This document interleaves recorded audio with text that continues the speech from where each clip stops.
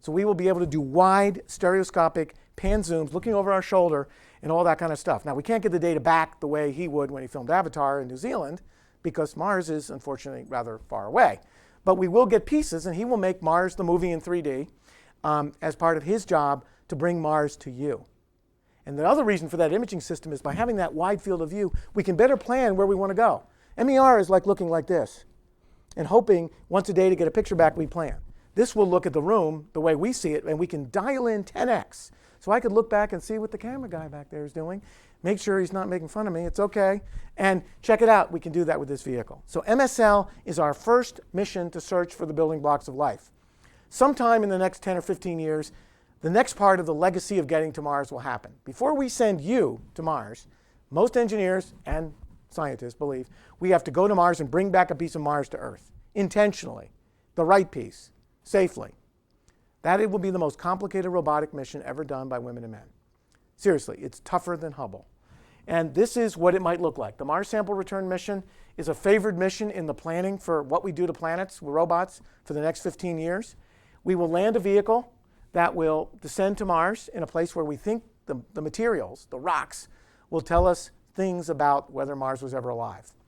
It will land using a sky crane on a big lander. The lander, in this case, will carry a small vehicle to sample the rocks, and then basically a cruise missile-like rocket to blast the samples back out of the Mars atmosphere, 40% the gravity of the Earth, and put them on a place where we could go get them and bring them home. This will be an incredible mission. You can see the rover, communications gear. This is a solar-powered mission, we hope, to save some money. Little fetch rover to go get the thing, and then the rocket to bring the thing back. This will be an amazing mission. This is an artist rendering of what we hope it will look like. You guys will see the results of that class of mission. Now someday, and I can't vouch for the date, someday the first human mission to Mars will occur. Whether it looks like this international mission here coming in on this kind of vehicle, I can't say. It would be silly for me to design it for you today. You guys are going to have to design it. But our president said on April 15th, Mars is the goal. And while these guys look a little unhappy on their landing, I think if you were going to Mars for the first time as people of planet Earth, I think you'd be rather excited because it's a big place. You're not going to get stuck on Gilligan's Island if you get to Mars. Plenty of stuff to do. It's like an amusement park for science and engineering. So how we land, don't know. This is one model. Here's a couple of women and men wandering around the surface. But needless to say, getting people there will increase the pace of how fast we learn about living off planet and going to other worlds beyond anything I can tell you about. Seriously. But I thought I'd finish in my last 2 minutes, if you will give me one more second, to show you what it might be like if you or I were to go to Mars. So Mars is Rising. This was a program on Discovery Channel and other channels as well. So we decided to go and try to bring Mars on Earth to you. So I filmed this with some colleagues. This is the newest land on Earth, the island of Surtsey off the coast of Iceland, formed in the 60s from volcanic eruptions from 200 meters deep water to make new land. Here's what it looks like coming in. We actually had a cameraman hanging out the window of the helicopter, not the safest thing. Here's gullies that formed in the rocks that formed from that stuff. The seaweed, of course, we wouldn't expect on Mars. These are gullies, just like we see on Mars. This is what they would look like. So imagine trying to traverse those yourself in a spacesuit where you don't want to fall down, wouldn't be good. You don't have a lot of time, you got to do a lot of work. And this is what it would look like to go up through a cross-section of the kind of gullies we might find on Mars. Every one of these layers, where you see bomb sags and all kinds of volcanic stuff, could contain chemical tracers, as you see even here. There's me, showing the sign with my Mars pen, showing the signs of life. Yeah, I know you're laughing. It was actually a warm day. This is what we hope to find. This little zone, this steam vent with this green smudgy stuff, is the kind of place that some astrobiologists think life could have sprung forth on Earth. We could have had hot vents, and the crusty things here are actually colonies of cyanobacteria growing in a place that did not exist 45 years ago. So Surtsey is the kind of place where we get in one little area a microcosm. In other places in Iceland, which are amazingly accessible as a place to think about Mars on Earth, you can wander right up to a place where the geothermal energy that makes new crust under the ocean in 40,000 kilometers of mid-ocean ridges comes on land. So we wandered right up to these places that would be roped off with chains and guns and other places, walked right up to them to sample the materials. This would be our dream for Mars. These hot springs we find in places like Iceland, Hawaii, deep in the seafloor, here blowing steam and gases, are the kind of place where some scientists believe life could get its cradle. It's warm, it's wet, it's full of energy, it's full of nutrients. There you see a little microvolcano. That's my finger going over it.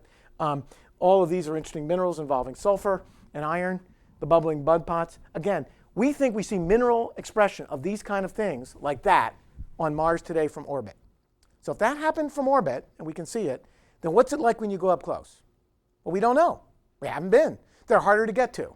But MSL has the tools, and there I am sampling a big colony of cyanobacteria, my name on my hammer. This is billions of single-celled organisms growing in a slime across a hot geothermal vent in Iceland. We have similar things in Yellowstone, in the Azores, and other places. So let me finish with the following thoughts. I'm going to finish, if you don't mind, with a little bit of art history. In 1958, a famous American painter known as Georgia O'Keeffe painted this picture, The Ladder to the Moon, from her house in Taos, New Mexico.